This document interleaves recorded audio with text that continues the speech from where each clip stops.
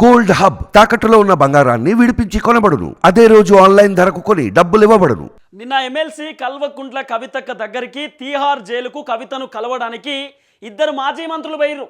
ఒకళ్ళేమో సత్యవతి రాథోడు, ఇంకో ఆమెమో గతంలో విద్యాశాఖ మంత్రిగా పనిచేసినటువంటి వ్యక్తి సబితా ఇంద్రారెడ్డి.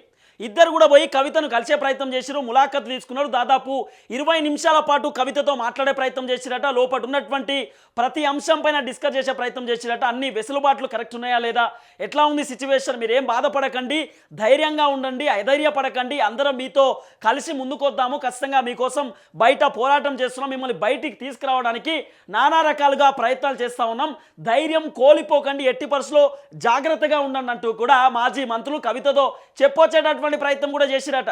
పాపం కవితక్కకి ఎంత పెద్ద బాధ వచ్చిందంటే, గతంలో కవితక్కను చూడడానికి కవిత వాళ్ళ అమ్మ పోయింది, కవిత వాళ్ళ భర్త కూడా పోయిండు, తర్వాత హరీష్ రావు పోయిండు, కేటీ రామారావు పోయిండు, ఆఖరికి కవిత వాళ్ళ పిఆర్ఓ కూడా పోయిండు.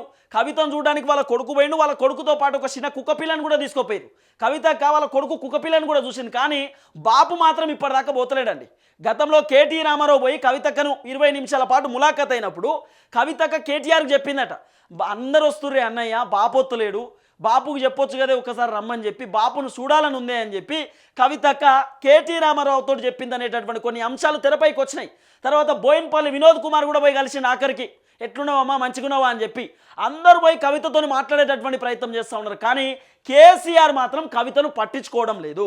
కేసీఆర్ మాత్రం 1% కూడా కవితతో మాట్లాడడానికి కూడా ఇష్టపడనటువంటి పరిస్థితి. కానీ కొన్ని ప్రెస్ మీట్లలో అక్కడిక్కడ ఇంటర్వ్యూలలో మాత్రం కడిగిన ముత్యం లెక్క బయటకు వస్తుంది అంటుండు.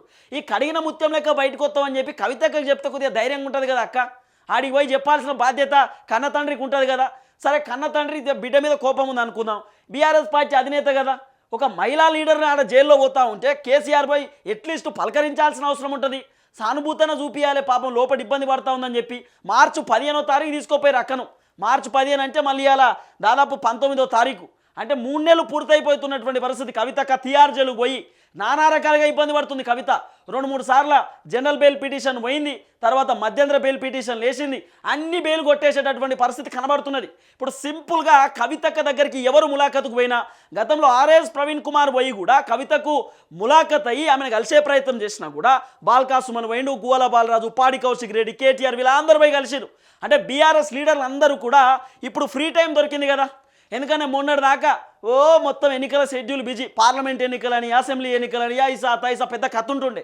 ఇప్పుడు అందరు ఖాళీగా ఉండాలంటే ఏం చేయాలా, మెల్లగా పోవాలా, ములాఖత్ తీసుకొని కలిసేటటువంటి ప్రయత్నాలు చేస్తున్నారు.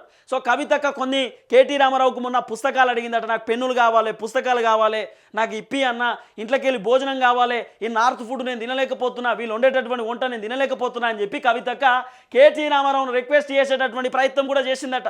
తర్వాత కేటీ రామారావు కూడా ధైర్యంగా ఉండు, అధైర్యపడకు, ఎట్టి పరిస్థితుల్లో నిన్ను బయటకు తీసుకొచ్చేటటువంటి బాధ్యత మాది, ఖచ్చితంగా ఈ నెల లేదా నెక్స్ట్ నెల ఫస్ట్ వీక్లో నేను బయటికి తీసుకొస్తామంటూ కూడా కేటీ రామారావు ధైర్యం చెప్పిండు అనేటటువంటి కొన్ని కోణాలు కూడా వినబడుతున్నాయి. కానీ కవితక్క క్వశ్చన్ ఏంది, బాపు ఎందుకు వస్తలేడు, బాపు ఎటు పోయిండు, ఎందుకు మాట్లాడతలేడు నాతో బాపు, ఒకసారి ములాఖత్కు రమ్మని చెప్పండి అని చెప్పి ఇటు ఎవరైతే మాజీ మంత్రులతో గదే ముచ్చట చెప్పిందట అక్క. అప్పుడు ఆర్ఎస్ ప్రవీణ్ కుమార్ పోయినప్పుడు గదే ముచ్చట, కేటీ రామారావు వచ్చినప్పుడు గదే ముచ్చట, ఆఖరికి వాళ్ళ కుటుంబ సభ్యులు కవితక్క వాళ్ళ శోభమ్మ వాళ్ళ అమ్మ పోయినప్పుడు, వాళ్ళ భర్త పోయినప్పుడు అనిల్ తోటి అందరితోటికి ఇదే ముచ్చట. ఇప్పటికైనా కేసీఆర్ సార్ ఒక్కసారి మీ బిడ్డ దగ్గర పోయి సారా అరుసుకోపాడికి పోయి ఎట్లుంది, ఏం కథ, లోపట మంచిగా ఉందా లేదా, చెల్లె ఏమైనా ఇబ్బంది పడుతుందా అని చెప్పి ఒకసారి తెలుసుకునేటటువంటి ప్రయత్నం చేయి. ఉత్తగానే ఇంటికాడ కూర్చుంటే ఏమవుతుంది, నీకు ఇప్పుడు పని కూడా ఏం లేదు, నీ ఎంతసేపు బీఆర్ఎస్ లీడర్లకు ఫోన్లు చేసి పోకుర్రా పుణ్యం ఉంటుంది దండం పెడతా అంటున్నావు తప్ప ఒకసారి బిడ్డ దగ్గరికి పోయిరాపో, ఆమెకు ధైర్యం ఉంటుంది, ఈ ప్రయత్నం చేయి.